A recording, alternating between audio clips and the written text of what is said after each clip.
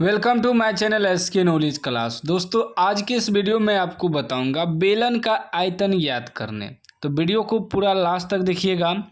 सवाल कर रहा है किसी बेलन का व्यास 42 सेमी तथा ऊंचाई 10 सेमी है तो इसका आयतन ज्ञात करें। ठीक है ना, यह बोर्ड एग्जाम में बहुत ज़्यादा पूछता है। ठीक है ना, तो देखिए ये बेलन है। बेलन कैसा होता है, जैसे ड्रम होता है, आप लोगों के घर में ड्रम होगा तो उसमें क्या होता है, ऊपर भी गोल की तरह रहता है, नीचे भी गोल की तरह रहता है। ड्रम पूरा गोल रहता है, आपको पता है, ऊपर भी ढक्कन की तरह रहता है, नीचे भी ढक्कन की तरह।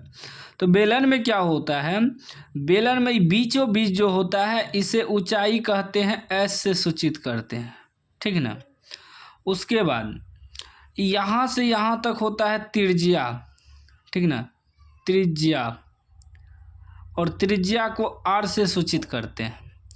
इसी में अगर हम पूरा ले ले, यहाँ से यहाँ तक पूरा, तो देखिए यहाँ से यहाँ तक एगो त्रिज्या, यहाँ से यहाँ तक एगो त्रिज्या, तो दूगो त्रिज्या, तो दोनों त्रिज्या को डायरेक्ट कहते हैं व्यास। इसको क्या कहते हैं, व्यास। व्यास को डी से सूचित करते हैं। ठीक ना, मैं सारा चीज़ यहाँ आपको समझाता हूँ। तो निकालना क्या है, बेलन का आयतन।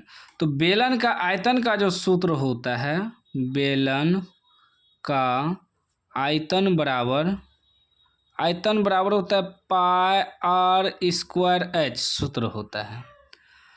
तो पाई आर स्क्वायर एच, तो हमें आयतन निकालने के लिए पाई का तो मान 22/7 होता है, आर यानी कि त्रिज्या भी मालूम होना चाहिए, ऊंचाई भी मालूम होना चाहिए। ठीक है ना, हमें दिया क्या है, व्यास दिया है। तो व्यास जो यहाँ से यहाँ तक पूरा हो गया, इससे हम लोग पहले त्रिज्या निकाल लेंगे। देखिए व्यास बराबर होता क्या है, व्यास को डी से सूचित करते हैं। व्यास बराबर होता है 2 गुना त्रिज्या, 2 गुना त्रिज्या, यानी कि लिख सकते हैं डी बराबर 2r, क्योंकि r से त्रिज्या होता है। जब हम इसका r बराबर निकालेंगे, यानी कि जब त्रिज्या निकालेंगे तो d/2 हो जाएगा, यानी कि व्यास में 2 से भाग दे देंगे तो त्रिज्या मालूम हो जाएगा। ठीक है ना, तो यहाँ लिखेंगे बेलन का व्यास, यानी कि डी बराबर कितना दिया है, 42 सेमी। 42 सेमी निकालेंगे क्या, बेलन का त्रिज्या, यानी कि r बराबर, तो r बराबर क्या हो जाएगा, d/2, यानी कि व्यास बटे 2। तो d कितना है, 42/2, कटाएंगे तो 21 बार में कट जाएगा, 21 सेमी आपका त्रिज्या निकल गया। अब बेलन का ऊंचाई भी दिया हमें, देखिए यहाँ ऊंचाई यानी कि h बराबर, तो ऊंचाई यानी कि h बराबर ई वाला ऊंचाई हमें दिया है। देखिए ऊंचाई 10 सेमी। ठीक, अब निकालेंगे, क्या करा, इसका आयतन निकाले। आयतन का मतलब पहले समझिए, आयतन का मतलब करा इतना, इसमें जो खाली जगह है इसमें कितना सामान हटेगा, कितना तेल हटेगा, कितना गेहूं हटेगा, कितना चावल हटेगा, यही पूछ रहा है। आयतन का मतलब यही होता है कि उसमें जगह कितना है, मतलब उसमें अटेगा कितना। ठीक ना, तो आयतन इसी को कहते हैं। जैसे इसमें दूध अगर डालेंगे तो दूध कितना अटेगा, वो आयतन से पता चल जाता है। ठीक ना, अगर हम गेहूं डालेंगे तो गेहूं कितना अटेगा, तो आयतन निकालना पड़ेगा। तो आयतन का जो सूत्र होता है, हम अभी तुरंत लिखेंगे, बेलन का आयतन का सूत्र होता है पाई आर स्क्वायर एच। लिखेंगे बेलन का आयतन बराबर, बेलन का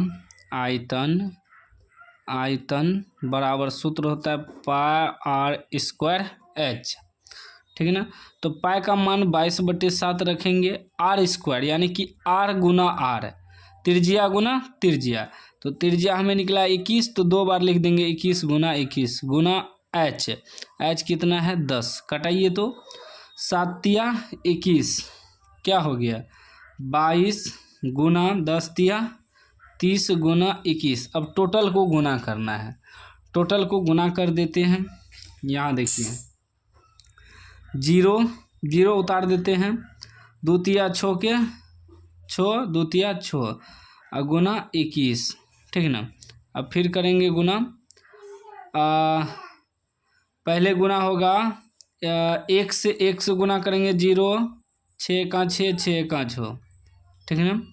फिर 2 से गुना करेंगे तो 0, 2 छाक 12 2 हासिल 1, 2 दूनी 2 छाक 12 1 13, 0 6 6 2 8 13, कितना निकल गया 13,860 सीएम है तो सीएम क्यूब देंगे, यानी कि घन सेंटीमीटर निकलेगा आंसर।